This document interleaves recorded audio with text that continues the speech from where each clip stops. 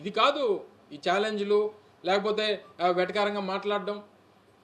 నేను వెటకారంగా మాట్లాడడం మొదలు పెడితే అది నువ్వు ఎక్కడో ఊరేసుకుని సావాలి. ఏం వచ్చేస్తుంది? నన్ను గుడ్డు గుడ్డు గుడ్డు అంటున్నావు, నేను పప్పు పప్పు పప్పు అంట. ఏమొస్తుంది? జనానికి ఏమైనా వస్తుందా? నీది పెయిడ్ పబ్లిసిటీ, నీ పెయిడ్ ట్రోలింగ్ అనేటువంటి తెలియదు ఎవరికి. నాకేమీ రాయడానికి ఆ టైము ఈ టైము ఏ టైము లేదు నా దగ్గర. నాకున్నటువంటి రాజకీయ అవగాహన, రాజకీయంగా నాకున్నటువంటి ఆలోచనలు,